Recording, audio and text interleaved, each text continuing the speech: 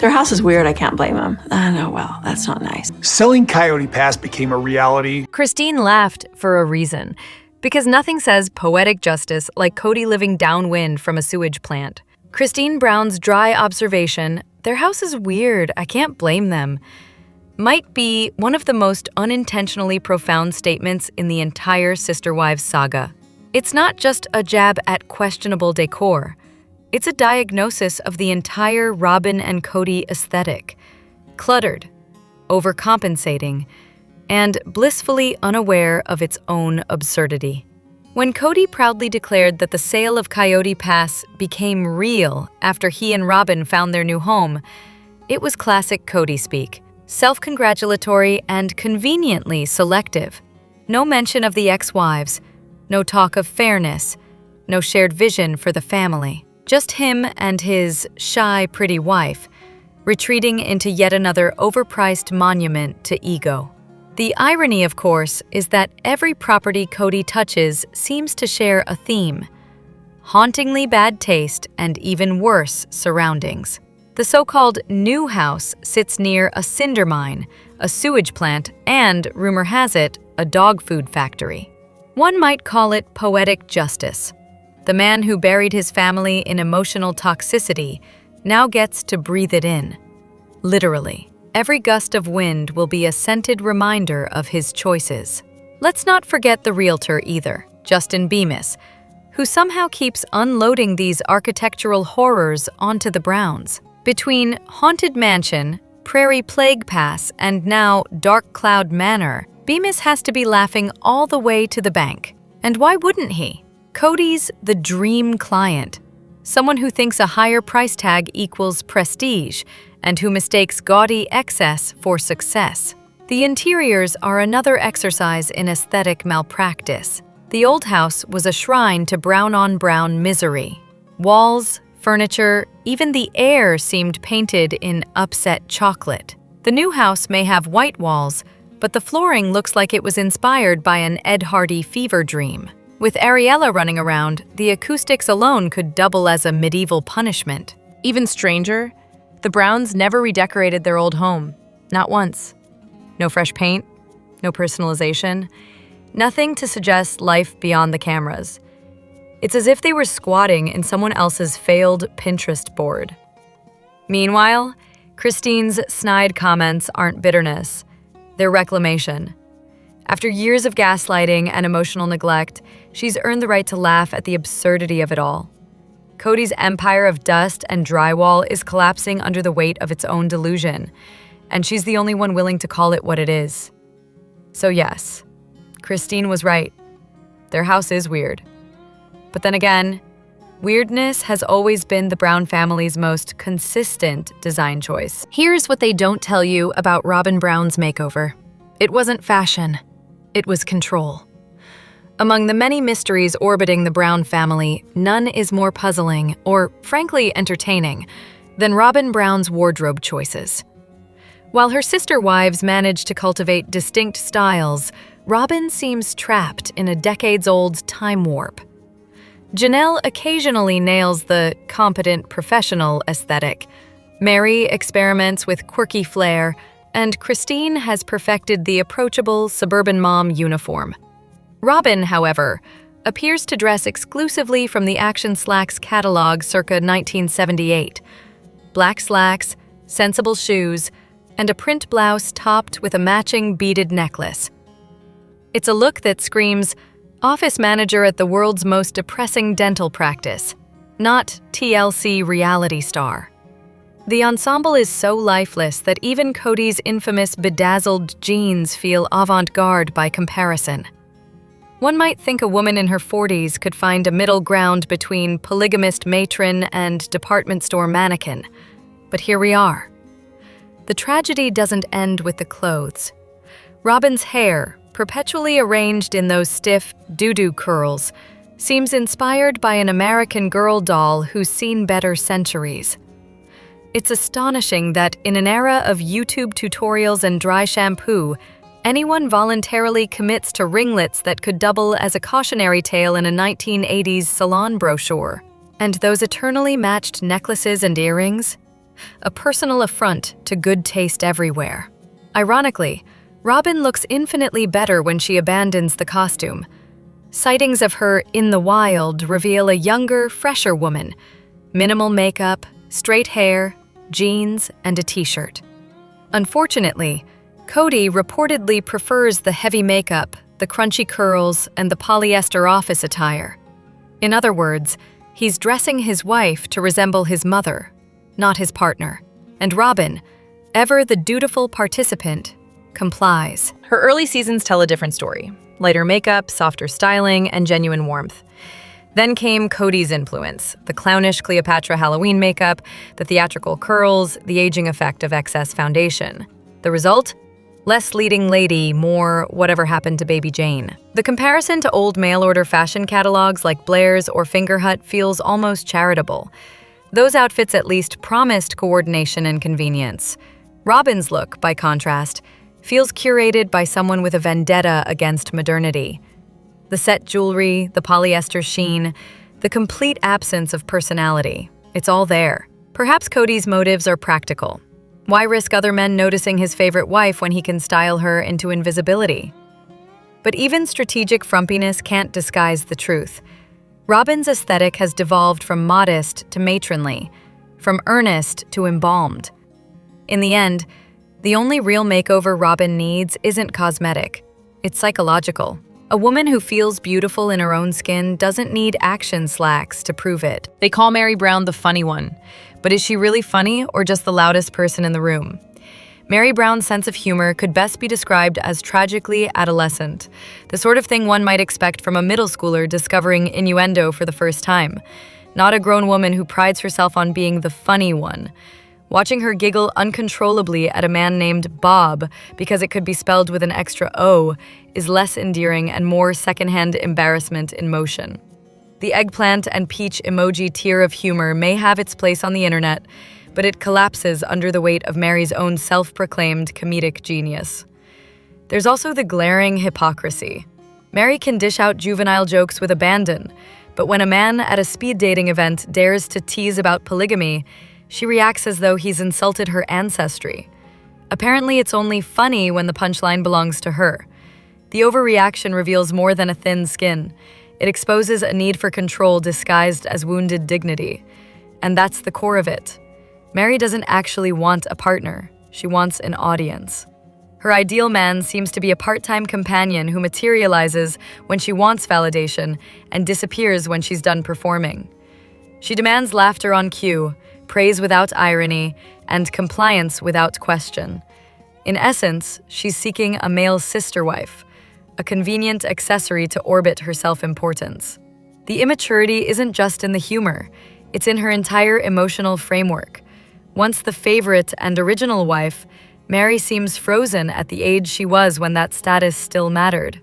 The unresolved trauma, the resentment, the self-importance, it all lingers, wrapped in the illusion of wit. Even her so-called best friend Jen plays along like a co-star in a poorly scripted act, their rehearsed banter landing with the stiffness of a forced laugh track. Yet there's a sad undertone beneath the cringe. Mary grew up in a deeply conservative, repressed environment. Now, free from the rigid rules of her youth, she clings to rebellion through the lowest hanging fruit. Crass jokes and exaggerated laughter that signal liberation more than they inspire it. But freedom without self-awareness is just chaos in a new costume. In fairness, humor is subjective. What makes one person wince might make another howl with laughter. But in Mary's case, the issue isn't the joke. It's the delusion. She's convinced she's the comedic relief in a family drama, when, in reality, she's the tragic figure who never learned the difference between laughing with people and laughing at them. If Christine Brown's slapstick moments read as childish, Mary's brand of humor feels like performance art for an audience of one. The result isn't comedy. It's character study. And in that sense, perhaps unintentionally, Mary is hilarious after all. Robin Brown's biggest betrayal isn't what she said. It's the name she refuses to say.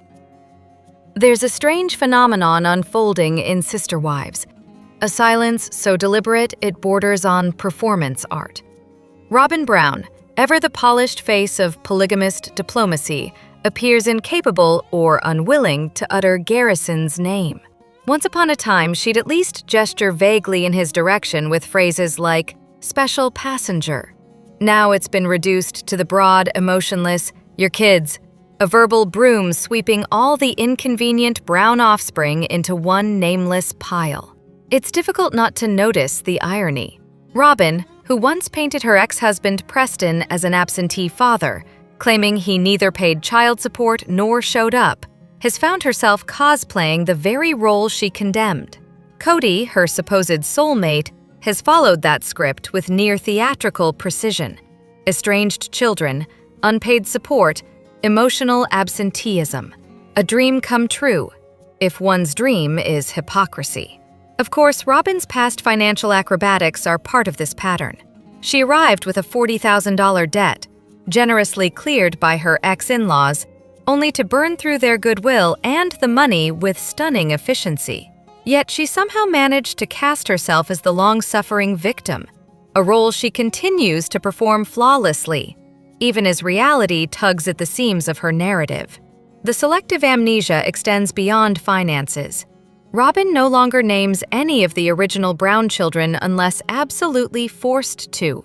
Gone are the earlier seasons where she at least acknowledged them as individuals. Now they've been demoted to pronouns, faceless extensions of Kody's past life.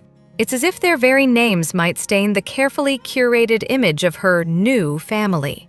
And when tragedy struck, Garrison's death, the omission became deafening. Kody, for all his failings, managed to mention it.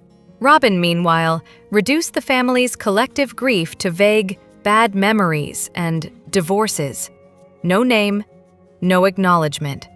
Just distance, as if grief were something she could sidestep with polished diction and tearless eyes. Perhaps it's not forgetfulness at all, but a calculated avoidance.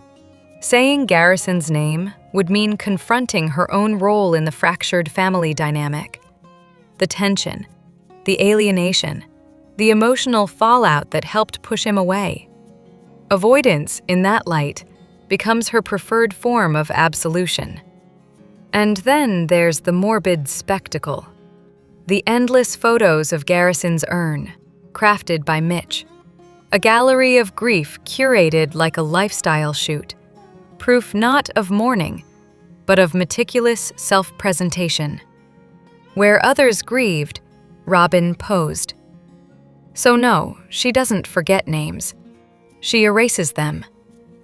It's easier to rewrite history when the inconvenient characters are left unnamed. They said it was about safety, but what if COVID was just the perfect excuse to cut Mary out for good?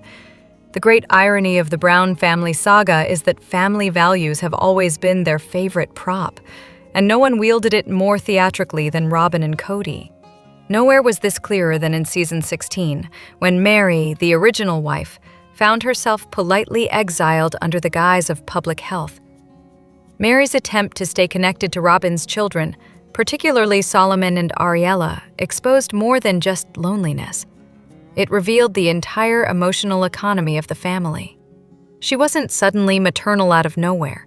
Having been effectively iced out by Christine and Janelle's children, thanks to years of strained dynamics, Robin's new brood presented a second chance.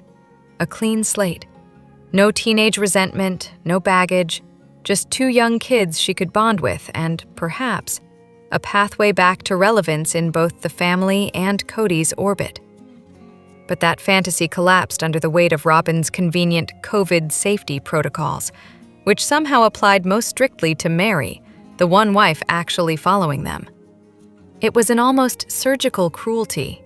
Mary obeyed every rule, and still she was not allowed near the children. The subtext was deafening. This wasn't about masks or testing. It was about isolation, control, and the quiet dismantling of family unity. Once everyone was vaccinated, recovered, or both, the bans still held. By then, the pandemic had simply become a useful excuse to keep certain wives and their children neatly out of frame. Producers, of course, stood by like disinterested librarians. quietly documenting Robin's manipulation while pretending impartiality. No one dared call out how absurd it was that Mary, the dutiful rule follower, was locked out while Robin and Kody hid behind safety like a plastic shield. What made the situation even more twisted was the emotional fallout for Robin's kids.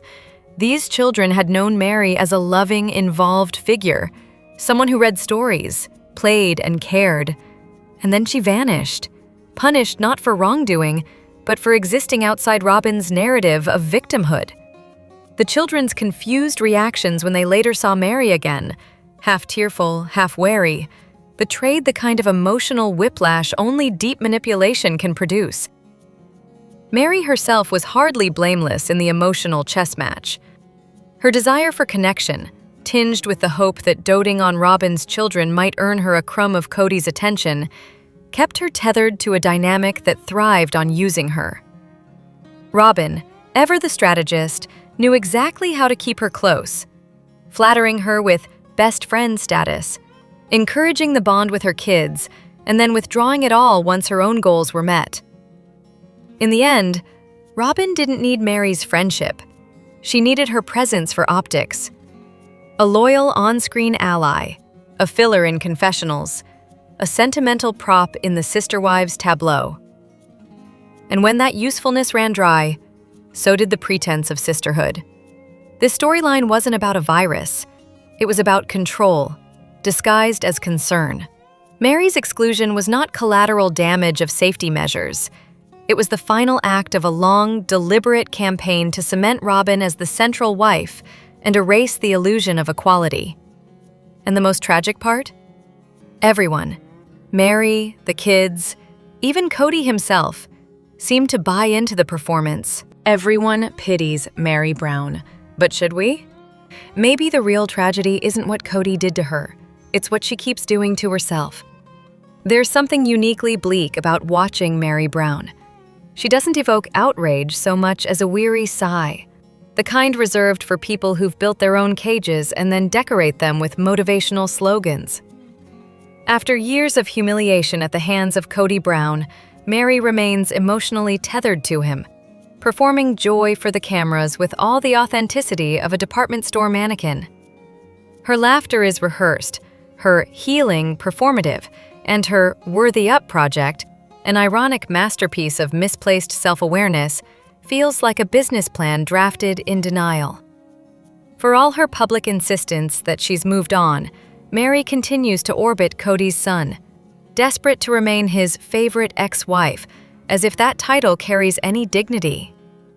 Watching her cling to the fantasy of romantic redemption is exhausting. The world has changed since she first tied herself to Kody's spiritual circus. Dating in midlife is an entirely different game. Many men her age are not looking for equals, but for fresh-faced fantasy replacements. Yet Mary seems determined to seek validation from the same brand of delusion that broke her in the first place. Her tragedy isn't simply heartbreak, it's her refusal to confront reality. Even when Kody publicly declared he had no interest in reconciling, Mary claimed ignorance, pretending he never told her. Viewers remember the scene. Denial doesn't rewrite broadcast history. It's the same stubborn blindness that defined her marriage. Decades of emotional neglect were not enough to make her leave, but public embarrassment finally did. And still, she manages to turn pity into irritation. Her abrasiveness, her desperate need to control the narrative, and her refusal to show grace to the other ex-wives make her hard to root for. Mary lashes out not at Kody, but at anyone who dares to suggest she was strung along. She'd rather look delusional than admit she was deceived. The Worthy Up brand is the most audacious act of reinvention in the Brown family's crumbling empire.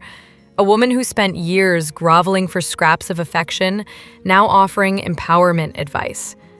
The problem isn't reinvention, it's insincerity. The slogans ring hollow when the speaker hasn't yet faced the truth. Beyond the awkward dating experiments and cringe-inducing laughter lies a deeper sadness. Mary's isolation is compounded by the absence of a large family to anchor her. Unlike the other ex-wives who found solace in children and grandchildren, She clings to the fantasy of romantic partnership because she has nothing else to define her. Her obsession with finding a man, complete with a checklist of shallow preferences, only underscores her desperation. Mary Brown is not evil, nor is she inspiring. She's simply a cautionary tale of what happens when self-worth is outsourced to someone else's validation. Raised in a rigid faith, married to a narcissist, and humiliated on national television, she now masks decades of emotional damage behind affirmations and awkward dating scenes. It's not villainy, it's tragedy. The saddest part? She still doesn't see it. Kody didn't make a room for his daughter. He made an alibi, and the cameras caught every second. After 15 years of fatherhood, Kody Brown has finally arrived at the stunning revelation that his daughter truly might need sort of like her room. The phrasing alone, sort of like, is a masterclass in half-hearted parenting. Apparently, the concept of giving a child a personal space only becomes pressing when it appears in a custody agreement. Meanwhile, Robin's children have each enjoyed their own rooms from the moment they crossed the threshold. No sort of like about it. The disparity is so blatant, it borders on parody. During the scene in question, Robin and Kody tour the house, selecting rooms with the giddy self-importance of real estate agents. Robin claims one as a guest room. How generous. Only for Kody to awkwardly append, "and Truly's room," as though realizing mid-sentence that his daughter still exists. The result is a room that is neither hers nor truly intended for her, a symbolic gesture disguised as parenting. Let's not pretend this sudden concern is born from affection. The only reason Kody and Robin are even discussing accommodations for Truly is because the courts likely demand it. If custody arrangements require a child's designated room for overnights, then naturally, a guest room/Truly's room becomes a convenient legal prop. It's compliance masquerading as care. Of course, Truly herself is old enough to see through the charade and to decide whether she even wants overnights in that house of performance parenting. Her quiet independence and refusal to conform make her incompatible with Kody's narcissistic theater. Robin's disdain for her is palpable, and Kody's apathy ensures it goes unchecked. In contrast, scenes with David highlight what genuine stability looks like. Presence without intrusion, attention without control. He simply shows up, and that alone speaks volumes. It's a quality Kody wouldn't recognize if it knocked on his oversized front door. Truly's indifference toward Kody and Robin isn't rebellion, it's self-preservation. She doesn't belong in that household of manipulation and martyrdom. And as for Kody's supposed parental involvement, one has to wonder if he even bothered to tell his daughter he was moving. So yes, the guest room tells us everything we need to know. It's not a space for Truly. It's a stage prop for Kody's image. And much like every other room in Robin's house, it serves one purpose only: to make the illusion of family look presentable from the outside. Subscribe, because someone has to bring color back to the desert.